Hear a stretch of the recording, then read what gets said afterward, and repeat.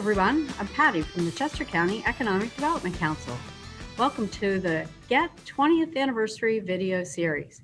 GETT is a free program for girls to explore hands-on STEM activities. Hopefully, you've already seen our opening ceremony video along with some of our weekly videos like creating an app prototype, making bouncy balls, isolating DNA, going on a scavenger hunt in space, or making bath bombs. Or if this is your first GETT video, be sure to go to getpa.org and register so we can send you a new video link each week. Today's video features Vanguard, one of our premier sponsors. Sophia, let's get started. Hi everyone, we're coming to you from Vanguard in Malvern, Pennsylvania. I'm Sophia, your MC. Today we'll meet my coworkers and we'll hear all about Vanguard and the path that led them here. Today I'll be leading us through making our own investment-themed video game with MIT Scratch, so stick around and we'll learn some basic programming concepts, hear all about Vanguard, and have some fun. To start, I want to tell you a little bit about Vanguard, the company that we're here representing today. So, what is Vanguard? Vanguard is one of the world's largest investment management companies. So, when we think in the context of technology and GETT, Vanguard lives in that space where finance and technology meet. So, a really exciting field.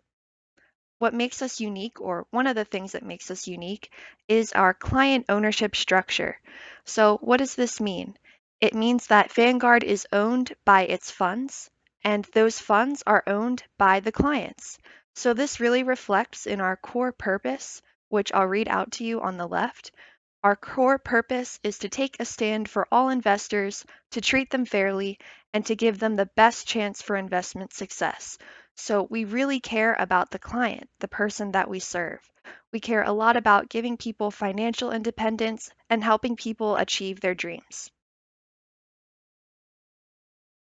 So I'll give you some quick facts about Vanguard to help understand what is our company. We have a really global reach.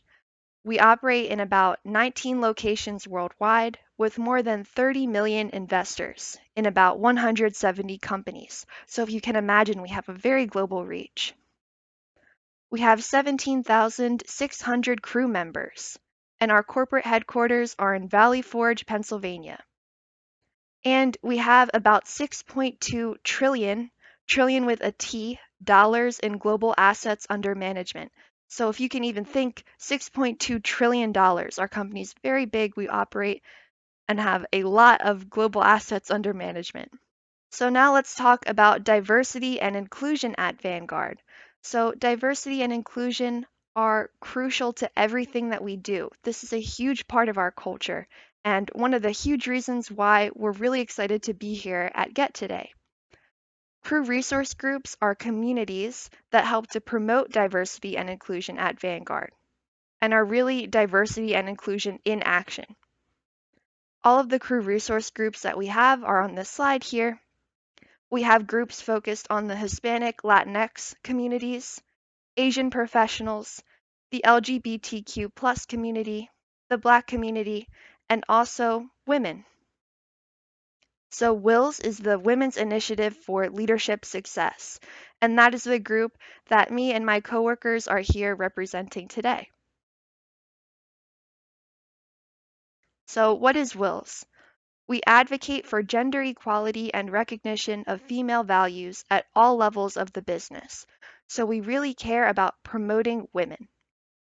And within WILS is IT WILS, which is focused specifically on the technology division, women in tech. So we really care about women in IT. And we're so excited to be here at GETT today and to be sharing our knowledge and sharing our stories with you today. We really care and are so passionate about promoting women and young girls in STEM. So stick around. We're really happy to be here today. Hello, my name is Sonja Davis and I lead a department at Vanguard. I also lead our women's group for the technology division. I'm excited to be a part of this virtual experience and to help share more about Vanguard in this unique way. If I were to put myself in your shoes and think back to where you are at this point in school, I was asking myself what my interests are, what do I want to be when I grow up? In fact, I'm still asking those questions because we are still evolving and dreaming. So my interests were in mathematics and solving problems and being part of teams working together to accomplish a goal. Those interests helped me to solidify my path to technology. I studied mathematics and computer science in college, loved it because it tied directly into my interests and it was something that I was good at. I see technology as a key driver to solving problems. The degree helped me to land my role at Vanguard 26 years ago. Think about the apps or the applications you use today, like Instagram, like TikTok, Twitter. Those applications were developed by computer programmers. My first role was a computer programmer. From there, I grew into other roles of leadership and have had many different experiences at Vanguard, getting the opportunity to grow, to learn new technologies, and to continue to tap into those things that I enjoy. During my career, I've had the opportunity to travel to other work locations, attend conferences, and to collaborate with other employees across all of our locations. I hope that this story of connecting your interests and passions encourages you to pursue your dreams and to continue exploring tomorrow's technology. We need you. The future belongs to those who believe in the beauty of their dreams. So let me tell you a little bit about myself before we head into the tutorial. I first fell in love with STEM, as I'm sure a lot of you can relate, by playing video games. Growing up, I always loved problem solving and always loved being creative, doing things like drawing, painting, and writing short stories, but I always thought that those two passions were separate. I always thought that I couldn't be creative and be interested in technology and problem solving. It wasn't until I started taking STEM classes in high school that I realized that I could combine my passion for problem solving and technology with my love for being creative and art. Technology is art, problem solving is art. The one catch was, as I'm sure a lot of you can relate, I was the only girl in the room. This really fed into the misconception and stereotype for me that computer scientists were just a bunch of guys, wearing dark hoodies and typing a bunch of ones and zeros alone in a room. Well, I can tell you that that stereotype couldn't be further from the truth. It wasn't until I attended a women's college here in the Philadelphia area where I was the majority in the classroom, I was surrounded by women, and I wasn't the minority in the classroom anymore, that I realized how false that stereotype was, and how computer science and technology is one of the most creative, artistic, and team focused fields there is. When you program, you literally get to create something out of nothing. How cool is that? You get to take something that's in your mind and make it a reality. After studying computer science in college and graduating a little less than a year ago, so not too far off than a few of you in the audience, I'm sure, I came to Vanguard, where I'm now part of the Technology Leadership Program, which is a 2-year rotational development program that focuses on developing technical and business knowledge as well as leadership skills, which is really important to me being a woman in tech. Every day, I get to work on technical solutions for our clients while also growing as a leader in tech. And also, huge bonus by being a part of Wills and the Wills IT Wills team, pursuing my passion of encouraging young girls and women like you to fall in love with IT just like I did. So, I'll see you in a bit in the tutorial. Welcome to the tutorial. Have you ever wondered how to make your very own video game? A lot of us have played video games before, but what's really going on behind the scenes? Today we're going to be making an investment-themed video game from scratch using MIT Scratch. By the end of this tutorial, you'll have a basic understanding of MIT Scratch and will have an understanding of basic programming concepts. So let's take a look at what we'll achieve together by the end of this tutorial. The goal of the game is to collect money using our piggy bank. So let's press the green flag and see a quick demo.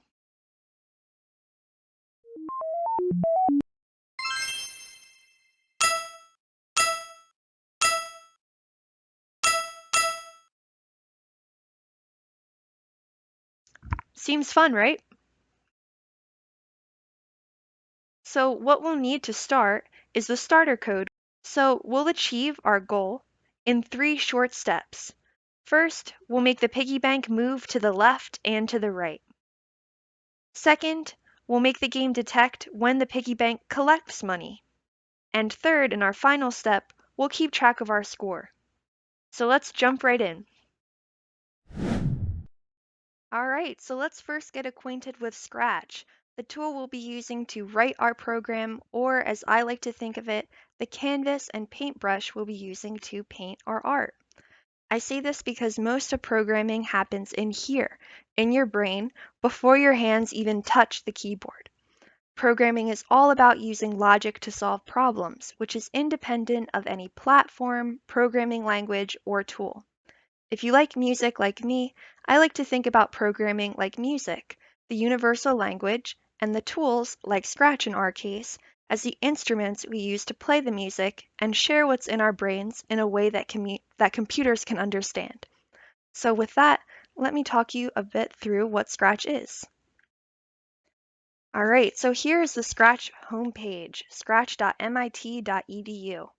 So what is Scratch? Scratch is a block-based visual programming language and global online community where you can create your own interactive stories, games, and animations. It's a great platform for learning how to code. With Scratch, we can learn how to think creatively, reason, and work together, and most importantly, have fun. So if you look at the Scratch homepage, here we can see some examples of projects that other people in the world have shared. And if we'd like to, we can also share our own project that we've created with our friends or other people, which I'll show you how to do later on. So this is a great way to really learn how to code and still feel like you're part of a community as you're learning. So if we go into our starter code, we can see what's actually inside and get to the place where we will actually be adding our code and creating our game. So if we click on the See Inside button in the upper right, here we actually see what's behind what we have so far. So I'll talk us through the main parts of Scratch, what you need to know so far, but don't worry about having everything perfectly down and memorized. We'll learn with some hands-on examples, and we'll get it as we go. So in the upper right, here we have the stage. This is where we can play and stop our project. So if we click on the green flag, we can start playing our game. I click the space bar. And then if we'd like to stop running our code, we click this stop button. Another important thing to note here on the screen are the sprites in the bottom right. So what is a sprite? A sprite is like an actor in our game. They're the things that do or perform actions in our code. So here we have a piggy bank sprite, a money sprite, and then we have this splash screen here. If we'd like to add code to make the piggy bank sprite do things, we can click on the piggy bank sprite and then drag and drop blocks into here, which is called the scripting section. So here we already have some code to make the piggy bank do things, which we'll build off of coming up. But if we wanted to add some blocks into the scripting section, you can just click and drag blocks. There's different types of blocks that you can add. And each of these blocks represents a specific functionality or piece of logic that we're adding to our sprite. So we can build off of these to make more complex logic and eventually create our bigger game. If we want to get rid of something we've added, no worries, you can just click and drag it off the scripting section to get rid of it. All right, and with that, let's jump right in. Again, don't worry about having everything perfectly memorized. We'll learn as we go. See you in the next section. All right, so let's jump right in with step 1 to our tutorial. For step 1, let's get the piggy bank to actually do something. We'll get the piggy bank to move to the left and to the right. In other words, we'll make it so that if we press the right arrow key on our keyboard, then the piggy bank moves to the right 10 steps. And if we press the left arrow key on our keyboard, then the piggy bank will move to the left 10 steps.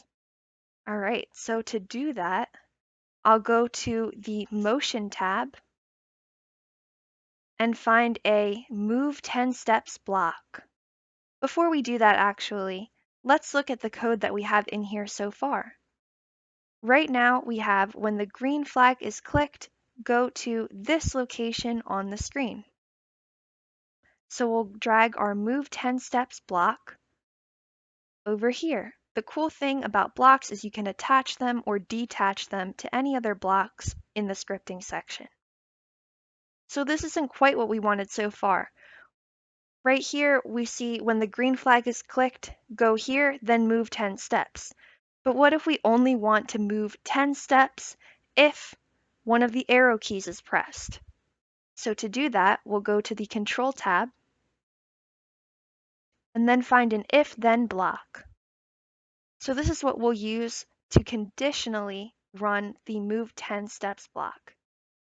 The cool thing again about blocks, you can wrap them around other blocks. So if I want to put them around both, I can do this.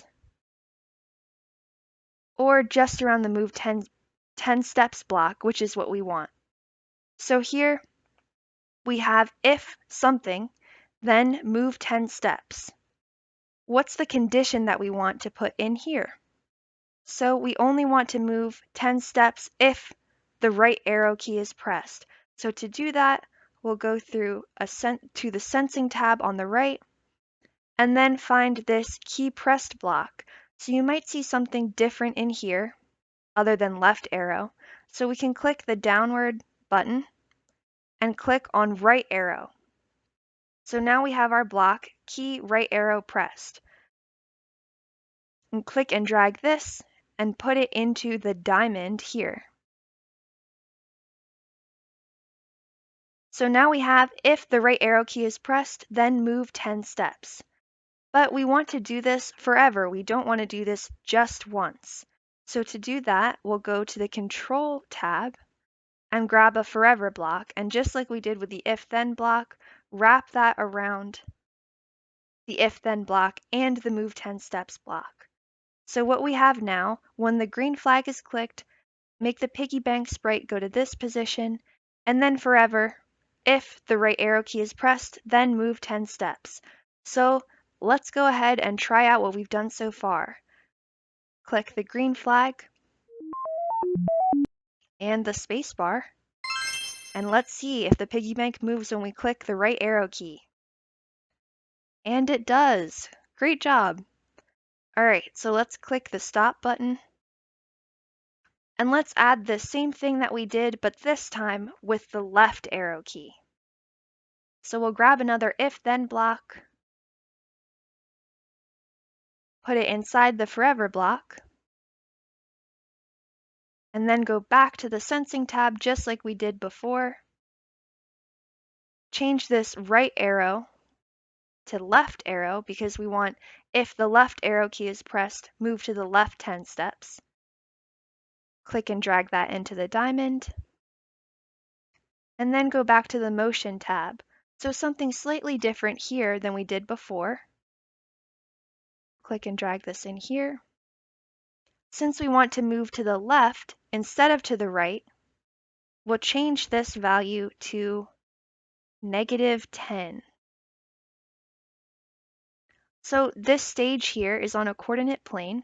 So if we want to move the piggy bank sprite to the left, we have to change this value to -10 to move x negative instead of +10. So let's test it out and see. Press the space bar. All right, like before, the piggy bank moves to the right. And moment of truth, let's try pressing the left arrow key. And woohoo, great! The piggy bank moves to the left, which is what we wanted. All right, so let's press the stop button. All right, so before we move on to the next section, let's talk through all the code that we did from top to bottom to make sure we really understand the logic that we just implemented. So what does all this code mean again? So our code will run from top to bottom. When the green flag is clicked, the piggy bank sprite will go to this position on the plane. And then It will check if the right arrow key is pressed. If the right arrow key is pressed, then it will move to the right 10 steps. Then it will check if the left arrow key is pressed. If the left arrow key is pressed, then the piggy bank will move to the left 10 steps. And it does this as long as the code is being run. If you see this little arrow at the bottom of the forever block, this represents that the code will loop back to the top to check again if the right arrow key is pressed and then if the left arrow key is pressed. So great job. We're all done with step 1. I'll see you in the next step of the tutorial. Let's keep on rolling into step 2 of our 3-part tutorial. In step 2, we'll build off of step 1 and add code to detect when the money spray is touching the piggy bank. So a really crucial part of our game here, we'll really see our video game start to come alive, and we got this, so let's jump right in. All right, so what we see right now is our piggy bank spray highlighted. That means that the code that we see in our scripting section here controls the piggy bank spray. However, in this step, we want to control the money spray. So let's click on the money spray. And then you should see the code change here. So what we add in here will control the money spray now that it's highlighted. What do we have already in the scripting section? So this was provided to you in our starter materials. And what this code does at a really high level is it makes the money spray fall from the sky. So we have a really good starting off point that we can build off of for step 2. All right, so let's get started and add logic into our repeat until block here. So let's go over to the control tab and then get our trusty if then block and drag that in here in our repeat until block. So in our repeat until block, we have our if then statement. So we said in plain English before, if the money spray is touching the piggy bank, then do something. So how can we translate this into a way that the computer can understand? We can do that by going to the Sensing tab and then grabbing this block here. First, we'll change the mouse pointer, click the down button, and then click Piggy. So now we have our block ready to go. Let's click and drag it into the diamond just like we did in step 1. So now we have our conditional statement. If the money spray is touching the piggy bank, then do something. So like we said before, we want the money spray to disappear from view, or in Scratch terminology, we'll hide the money spray. So let's do that by going to the Looks tab, scrolling down a little bit, and then finding the Hide block. Click and drag that and put that into our if-then statement. So what this says in English, if the money spray is touching the piggy bank, then hide. So now we have a good point that we can test our code to see if what we've done so far is the desired output, so what we want to happen. Let's click the green flag. And let's see if the piggy bank can collect some money. Awesome! So that's what we wanted to happen. The money is collected by the piggy bank. So what if we try to make this a little bit more fun? We can add a sound effect so that every time the piggy bank collects money, a sound effect is played. So let me show you how to do that. Let's click on the Sounds tab, and then in the bottom left, click Choose a Sound. So this is another really cool aspect of Scratch. They give you all of these sounds that you can choose from and add as sound effects in your game. So this is the sound library in Scratch. We can listen to a few, a bite noise, a bowling strike. There's one sound that I have in mind that I think would be great to add to the game. And that's this collect sound here. So that to me sounds like the piggy bank collecting money. But feel free to add whatever sound that you find the most fun. Scratch is really flexible. You can make it however you want it to be. So let's click on that sound.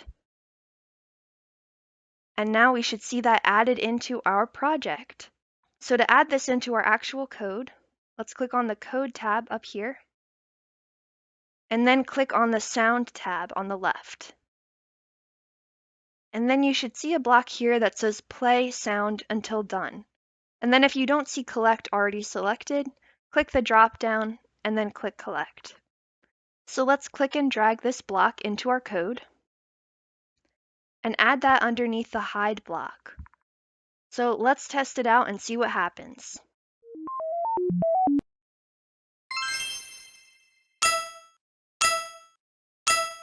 Awesome. So you should hear the sound effect playing that you chose whenever your piggy bank collects some money.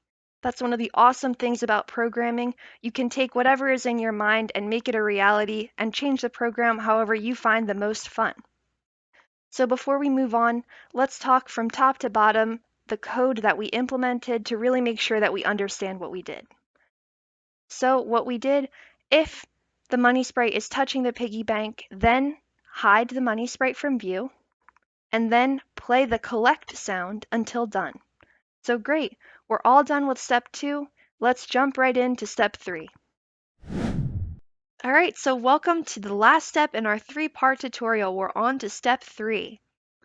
So to extend our video game, when you think of a video game, a really key part of that is keeping track of our score, how well we've done, and how much money in our case that we've collected. So to do that, we'll create a savings variable. So let's round out this tutorial and jump right in. All right, to get started, let's add our variable. We'll click on the Variables tab, and then you should see something like this here. So first, let me explain what is a variable. Variables are containers that hold information, or in our case, how much money we've collected. If you want to think about it in a more technical way, variables label and store data in memory. So to add our variable, let's click Make a Variable. And then I'd like to call my variable Savings.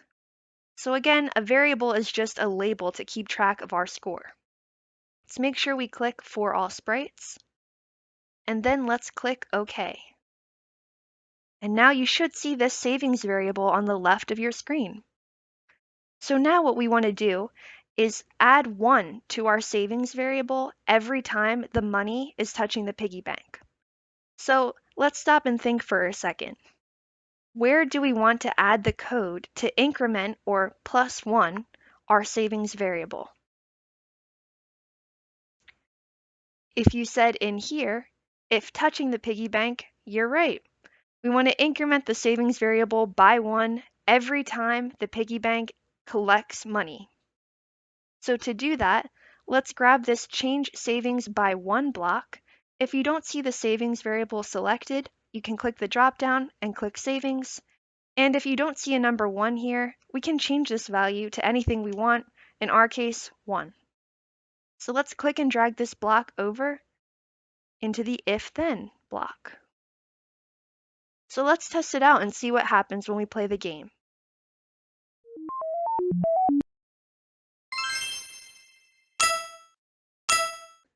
Awesome, so our savings variable is increasing by 1 every time that we collect money.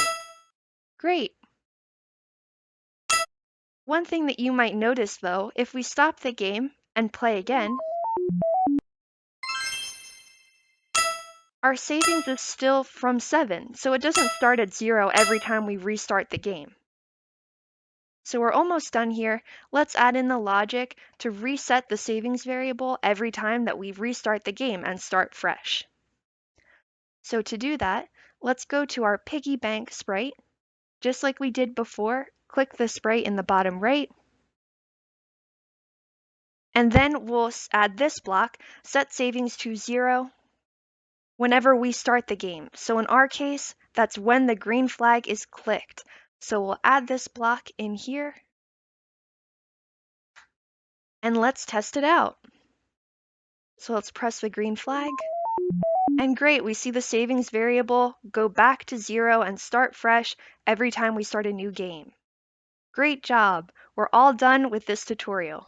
As a side note, if you'd like to save everything that you've done today, you can go to File, and then Save to your computer. This will download a copy of the game that you created today to your local computer, which you can then upload to your own account and then work on more however you choose. Congratulations! You've reached the end of this tutorial. Great job! And with that, you've gone from a blank slate to making your own video game. See how awesome programming is? From all of us at Vanguard and Wills, thank you so much for learning with us, and we hope to see you again very soon. Bye! Wow, that was pretty cool. Thank you for joining us today, and thank you to Vanguard, all of our sponsors, and all women in STEM. Remember, we have over 25 videos and live streams, and a new one launches each week. If you haven't already registered, go to getpa.org and we'll send you a weekly link. See you on the next Get video. You can be anything at all. So lift up your heart and stand up tall. You can